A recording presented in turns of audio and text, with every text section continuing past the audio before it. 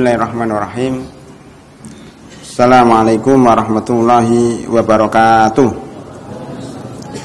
Alhamdulillah wassalatu wassalamu ala Rasulillah wa ala alihi wa sahbihi wa tabi'ina lahum bi ihsanin ila yaumiddin. Tsumma amma ba'd. Hadirin dan hadirat jamaah salat zuhur rahimakumullah. Pada pertemuan kemarin kita telah membahas satu ayat dalam surah Al-Baqarah 233 tentang persusuan. Allah berfirman, wal walidatu yurdi'na auladahunna haulaini kamilaini liman arada ayyutimmar radha'ah. Dan para ibu hendaknya menyusui anak-anak mereka 2 tahun sempurna bagi yang ingin menyempurnakan susuan. Sudah kita bahas dalam satu pertemuan. Maka pada hari ini kita akan masuk kepada pembahasan yang serupa dari sisi lain, yaitu pengertian ar-radha'ah. Wal walidatu yurdi'na auladahunna haulaini kamilaini liman arada ayyutimmar radha'ah, bagi yang kepengin menyempurnakan penyusuan. Apa itu penyusuan? Ar-radha'ah wa ma adraka ma ar-radha'ah. Penyusuan menurut fikih, para ulama berbeda pendapat di dalam mengartikannya. Umpamanya madhab Hanafiyah, para ulama dari madhab Abu Hanifah mengatakan ar-radha'ah adalah seorang bayi yang mengisap puting payudara seorang perempuan pada waktu tertentu. Jadi Hanafiyah ini mensyaratkan bayi itu menggigit, mengisap puting payudara seorang perempuan. Jadi kalau mengisap puting laki-laki itu enggak menyusui. Itu namanya gigit. Atau dia mengisap puting botol susu. Ya, dari botol, kemudian disusuin. Itu namanya nggak nyusui, tapi apa? Minum botol, minum air susu dari botol, tidak dikatakan menyusui, tidak dikatakan menyusui.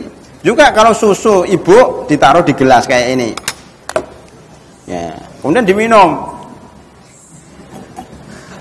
bayi yang minum, itu namanya nggak menyusui dalam pengertian fikih, tapi minum air susu dari gelas. Jadi saya ini kan susu jahe. Saya nggak ngatakan, wah Ustadz Zain menyusui. Enggak, saya minum susu dari gelas. Ini detailnya ahli fikih. Ar-radha'ah memang pada zaman dahulu hampir seluruh bayi sebelum zaman sekarang itu menyusui itu dari ibunya, dari perempuan yang punya susu. Punya ASI, air susu ibu. Tidak pakai botol. Botol itu kan baru akhir-akhir ini. Itu menurut Hanafiyah. Jadi kalau ada ibu yang memerah susunya di gelas atau di botol, disusuin sama orang-orang, itu tidak membuat jadi mahram. Tidak membuat dia jadi satu susuan. Jadi dia punya susu taruh di botol, botolnya disusukan sama anak satu, sama anak tetangga, sama anak tetangganya. Jadi botol itu disusui orang banyak. Itu tidak mempengaruhi. Tidak dikatakan dua bayi ini satu susuan menurut mazhab Hanafiyah. Dan ini juga ya rupanya agak pas juga. Ini didukung dengan mazhab Zahiriyah. Sedangkan Malikiyah mengatakan bahwa radha' adalah masuknya susu manusia ke dalam tubuh yang berfungsi sebagai gizi. Ini beda lagi. Kalau Malikiyah mengatakan menyusui itu yang penting susunya masuk, mau lewat putingnya langsung, mau lewat botol, mau lewat gelas, ya terserah. Yang penting kalau ini susu perempuan diminum oleh bayi, maka dianggap itu sudah radha'ah, satu susuan. Nah, walaupun lewat gelas. Itu menurut Malikiyah. Yang penting susu itu masuk ke perut. Yang penting susu itu masuk ke perut dan menyebabkan bayi itu jadi tumbuh. Jadi bayi itu tumbuh kalau menyusui loh. Kan itu hebatnya ya air susu ibu. Anda ini yang besar ini, itu jangan dikira ya kalau makan nasi banyak kemudian gede, itu enggak. Ternyata dulu waktu bayi Anda enggak makan nasi, tapi minum susu aja. Yang tadinya kecil, bayi yang umur 1 hari minum susu jadi gemuk besar-besar. 2 tahun itu enggak minum apa-apa kecuali susu. Di susu ibu itu mengandung gizi di situ, menggantikan ya nasi, ya lauk, ikan, ayam, kambing itu diganti dengan susu aja. Makanya cara memberikan makan sama bayi itu jangan bayinya dicecerin sayur, ikan, nasi, nggak begitu caranya. Caranya ibunya yang dicecer. Jadi ibunya itu suruh makan buah-buahan, sayur-sayuran, daging, ayam, daging kampung, apa dimasukkan semuanya. Lah itu nanti di dalam diri ibu itu diproses, intinya di susu itu. Nah itu intinya jadi susu itu mengandung kambing, mengandung ayam, mengandung sehingga ya bayi itu jadi besar. Itu hebatnya air susu ibu. Perasan inti daripada seluruh gizi. Makanya ASI sebagai yang kita terangkan kemarin itu tidak ada penggantinya untuk bayi di bawah 2 tahun. Nah sekarang untuk mahasiswa, untuk orang-orang besar juga ada, tapi bukan ASI. Umpamanya air perasan korma, ya sari korma, itu air susunya mahasiswa itu sari korma. Kami harapkan masing-masing mahasiswa punya air korma, apa namanya air perasan korma, sari korma. Sari korma itu kemudian dicampur dengan madu, wow bagus sekali, dicampur dengan jahe, tapi sudah dalam bentuk perasan, itu luar biasa. Sekarang ada makanan baru namanya talbinah. Udah lama sebenarnya talbinah itu udah mengandung gizi yang luar biasa. Jadi nggak perlu itu nasi goreng, sambal pecel, ayam, kambing itu udah nggak perlu lagi kalau sudah minum itu. Itu gizinya luar biasa. Ayo coba. Ya nanti mahasiswa dicoba ya. Beli itu makanan-makanan yang seperti itu. Dan orang Inggris atau orang Barat sudah menemukan satu pil, ini untuk tentara itu satu pil itu mewakili 1 piring nasi. Jadi mereka kalau perang di hutan-hutan nggak perlu bawa nasi, kompor, macam-macam. Cukup bawa pil itu atau satu makanan kecil dimakan itu sudah mewakili seluruh makanan. Pada zaman Rasulullah SAW namanya kurma, namanya zabib, ya anggur kering, ya dan seterusnya, itu luar biasa kekuatannya. Ya. Saya teruskan. Menurut mazhab Syafi'i, ar-radha adalah sampainya susu seorang perempuan ke dalam perut seorang bayi, hampir sama dengan mazhab Malikiyah. Ya.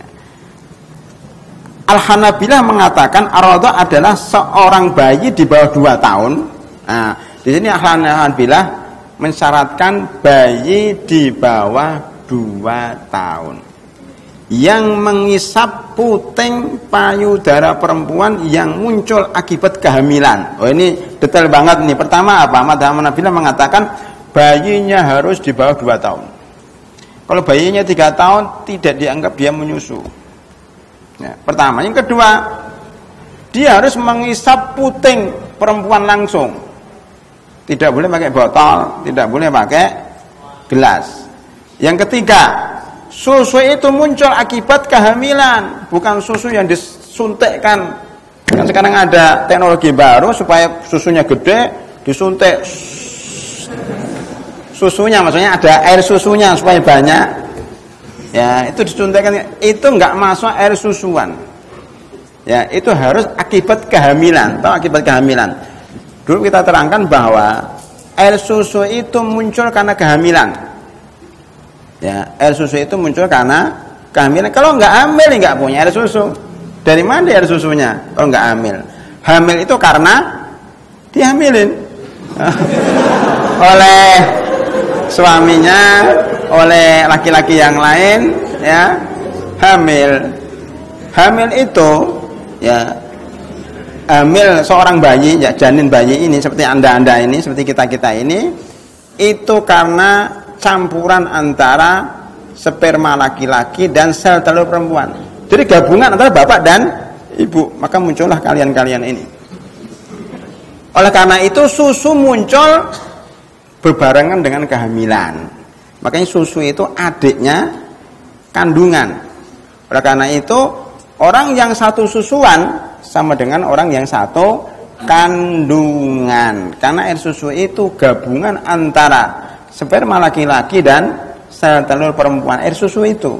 Karena itu kalau orang minum dari air susu seorang perempuan berarti dia telah minum sesuatu yang berasal dari suaminya.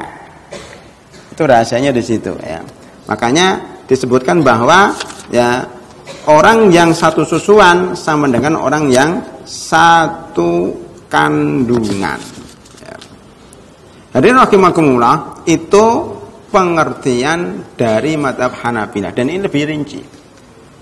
Mari kita masuk ke bab berikutnya, batasan umur. Itu sudah disebutkan oleh Hanabilah. Para ulama berbeda pendapat di dalam memberikan batasan umur ketika seorang menyusui, tapi mayoritas ulama mengatakan hanya di bawah 2 tahun. Dalilnya apa? Sudah saya sebut tadi. Wal walidatu yurdi'na auladahunna haulaini kamilaini liman arada ayyutimma radha'ah. Itu maksudnya bahwa bayi itu kalau di atas 2 tahun tidak menjadikan dia mahram. Batasan umurnya ada 2 tahun. Ya. Dikuatkan dengan hadis riwayat Aisyah radhiyallahu anha bahwasanya Rasulullah sallallahu alaihi wasallam bersabda dalam Bukhari dan Muslim, innamar radha'atu minal maja'ah. Apa artinya? Sesungguhnya susuan yang mengharamkan itu kalau dalam keadaan lapar. Maksudnya apa? Bayi itu lapar, minum susu jadi kenyang. Nah, maksudnya bahwa bayi itu ketika minum susu tumbuh tulangnya, tumbuh dagingnya. Itu kapan?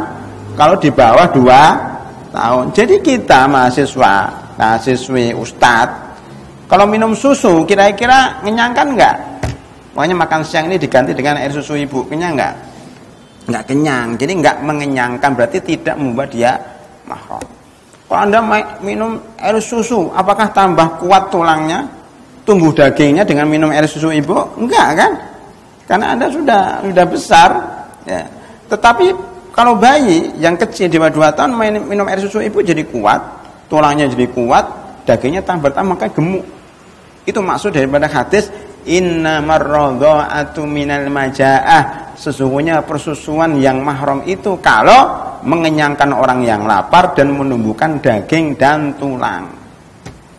Dengan demikian kalau ada orang bertanya, Ustadz, ini biasanya pengantin baru yang masih lugu, boleh enggak seorang suami menyusui istrinya?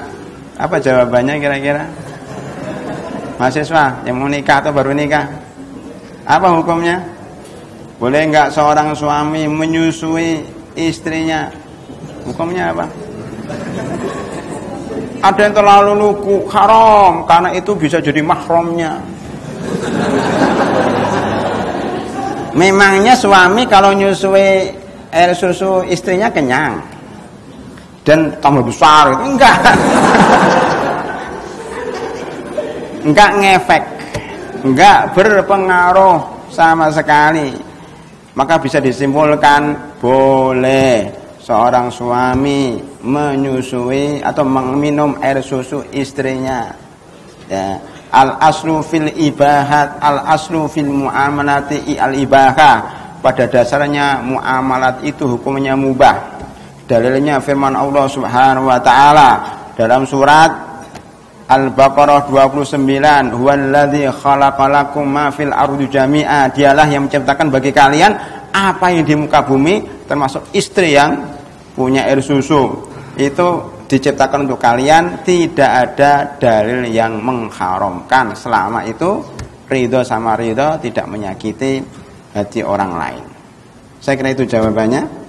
Ya, dan sekian, nanti kita lanjutkan pada pertemuan mendatang. Assalamualaikum warahmatullahi wabarakatuh.